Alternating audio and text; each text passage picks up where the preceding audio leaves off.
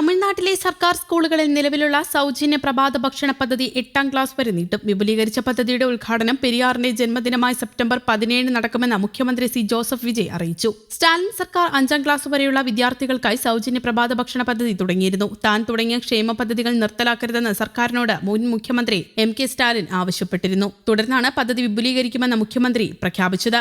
സാമൂഹിക ക്ഷേമ വനിതാ അവകാശ വകുപ്പുകളുടെ പ്രവർത്തനങ്ങൾ വിലയിരുത്താൻ ചേർന്ന യോഗത്തിലാണ് തീരുമാനം കൈക്കൊണ്ടത്. പെരിയാറിന്റെ ജന്മദിനമായ സെപ്റ്റംബർ 17 മുതൽ പദ്ധതിയുടെ ആദ്യഘട്ടം നടപ്പാക്കുമെന്ന പ്രഖ്യാപനം ഏറെ ശ്രദ്ധകൾക്ക് വഴിവെച്ചു. നിലവിൽ 1ാം ക്ലാസ് മുതൽ 5ാം ക്ലാസ് വരെയുള്ള വിദ്യാർത്ഥികൾക്കാണ് മുഖ്യമന്ത്രിയുടെ പ്രഭാത ഭക്ഷണ പദ്ധതിയുടെ ആനുകൂല്യം ലഭിക്കുന്നത്. പുതിയ തീരുമാനത്തോടെ 6ാം ക്ലാസ് മുതൽ 8ാം ക്ലാസ് വരെയുള്ള വിദ്യാർത്ഥികളെയും പദ്ധതിയുടെ പരിധിയിൽ ഉൾപ്പെടുത്തും. സംസ്ഥാനത്തെ ലക്ഷക്കണക്കിന് വിദ്യാർത്ഥികൾക്ക് ഇതിന്റെ ഗുണം ലഭിക്കുമെന്നാണ് സർക്കാർ പ്രതീക്ഷിക്കുന്നത്. നിലവിലുള്ള പദ്ധതി വിജയകരമായി മുന്നോട്ട് പോകുന്ന സാഹചര്യത്തിലാണ് കൂടുതൽ വിദ്യാർത്ഥികളിലേക്ക് ഇത് വ്യാപിപ്പിക്കാൻ സർക്കാർ തീരുമാനിച്ചത്. പദ്ധതിയുടെ സുഗമമായ നടത്തിപ്പിനുള്ള ഒരുക്കങ്ങൾ ഉടൻ ആരംഭിക്കാനും മുഖ്യമന്ത്രി ഉദ്യോഗസ്ഥർക്ക് നിർദ്ദേശം നൽകി. 2022 സെപ്റ്റംബറിലാണ് തമിഴ്നാട്ടിൽ മുഖ്യമന്ത്രിയുടെ പ്രഭാത ഭക്ഷണ പദ്ധതി ആരംഭിച്ചത്. സർക്കാർ സ്കൂളുകളിലെ വിദ്യാർത്ഥികൾക്ക് പോഷകസമൃദ്ധമായ പ്രഭാത ഭക്ഷണം നൽകുക, വിശപ്പ് കാരണം വിദ്യാർത്ഥികളുടെ പഠനത്തെ ബാധിക്കാതിരിക്കുക, സ്കൂൾ ഹാജർ വർദ്ധിപ്പിക്കുക തുടങ്ങിയ ലക്ഷ്യങ്ങളോടെയായിരുന്നു പദ്ധതി നടപ്പാക്കിയത്. സംസ്ഥാനത്തെ ആയിരക്കണക്കിന് സർക്കാർ എയ്ഡഡ് സ്കൂളുകളിലായി നിലവിൽ 20 ലക്ഷത്തിലധികം വിദ്യാർത്ഥികളാണ് പദ്ധതിയുടെ ഗുണഭോക്താക്കൾ. പദ്ധതി നടപ്പാക്കിയതിനു ശേഷം സ്കൂൾ ഹാജരിൽ വർധനവുണ്ടായതായും വിദ്യാർത്ഥികളുടെ ആരോഗ്യത്തിലും പഠന നിലവാരത്തിലും പുരോഗതി രേഖപ്പെടുത്തിയതായും സർക്കാർ കണക്കുകൾ വ്യക്തമാക്കുന്നു. ഉപ്പുമാവ്, ഇഡലി, ദോശ,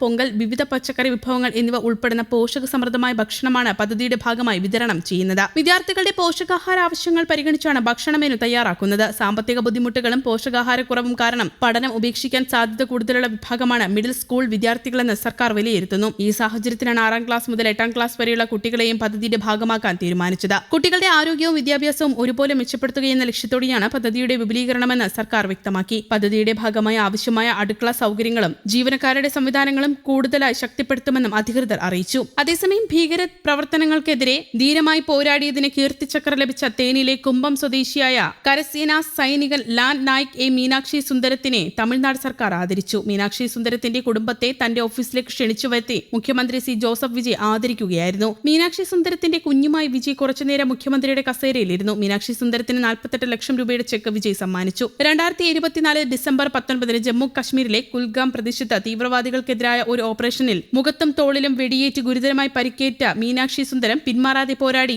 തീവ്രവാദികളെ പരാജയപ്പെടുത്തിയിരുന്നു. അസാധാരണമായ ധീരതയ്ക്കുള്ള അംഗീകാരമായി 8-ന് ഡൽഹിയിൽ നടന്ന ചടങ്ങിൽ ഇന്ത്യയുടെ 2ാമത്തെ ഉയർന്ന സമാധാന ധീരത അവാർഡായ കീർത്തിചക്ര രാഷ്ട്രപതി ദ്രൗപദി മുർമു സമ്മാനിച്ചു. ജീവൻ പോലും വകവയ്ക്കാതെ രാഷ്ട്രത്തിന് സുരക്ഷയ്ക്കായി സമർപ്പണത്തോടെ പ്രവർത്തിച്ച മീനാക്ഷി സുന്ദരം തമിഴ്നാടിന് അഭിമാനം പകരുകയും യുവതലമുറയിൽ വീരത്വവും ത്യാഗവും വളർത്തിയെടുക്കുകയും ചെയ്തു. ശേഷം നാട്ടിലെത്തിയ വീരസൈനികനെ ജനം മാലയിട്ട് സ്വീകരിച്ചാണ് വീട്ടിലേക്ക് ആനയിച്ചത്. സെക്രട്ടേറിയറ്റിൽ നടന്ന ചടങ്ങിൽ മന്ത്രി T Sarath Kumar, chief secretary doctor M Saikumar, principal secretary Reetha Harish തുടങ്ങിയവർ പങ്കെടുത്തു. അതേസമയം സംസ്ഥാനത്തെ ജയിലുകളിൽ കഴിയുന്ന തടവുകാർക്കായി മുടക്കുന്ന തുക തമിഴ്നാട് സർക്കാർ വെട്ടിക്കുറച്ചുവെന്ന തരത്തിൽ വ്യാജ പ്രചാരണം നടക്കുന്നു. തടവിൽ കഴിയുന്നവരെ പരിപോഷിപ്പിക്കുന്ന വിധമുള്ള അനാവശ്യ ചെലവുകൾ നിർത്തലാക്കിയെന്നും ഈ തുക സ്കൂൾ വിദ്യാർത്ഥികളുടെ ക്ഷേമത്തിനായി വിനിയോഗിക്കാനാണ് വിജയ് സർക്കാരിന്റെ തീരുമാനമെന്നുമാണ് സമൂഹമാധ്യമങ്ങളിലെ പ്രചാരണം. എന്നാൽ സർക്കാർ ഇത്തരമൊരു ഉത്തരവിറക്കിയിട്ടില്ല. എന്നാൽ സംസ്ഥാനത്തെ ജയിലുകൾ ആധുനികവൽക്കരിക്കാനുള്ള നടപടിക്രമങ്ങൾ നടത്തിവരികയാണ് TVK സർക്കാർ. കഴിഞ്ഞ മാസം പുഴൽ സെൻട്രൽ ജയിൽ സന്ദർശിച്ച ഊർജ്ജ നിയമ വകുപ്പ് മന്ത്രി R നിർമ്മൽ കുമാർ ജയിലുകൾ ഡിജിറ്റലൈസ് ചെയ്യാനുള്ള നടപടികൾ സർക്കാർ പരിശോധിച്ചു വരികയാണെന്നും പറഞ്ഞിരുന്നു.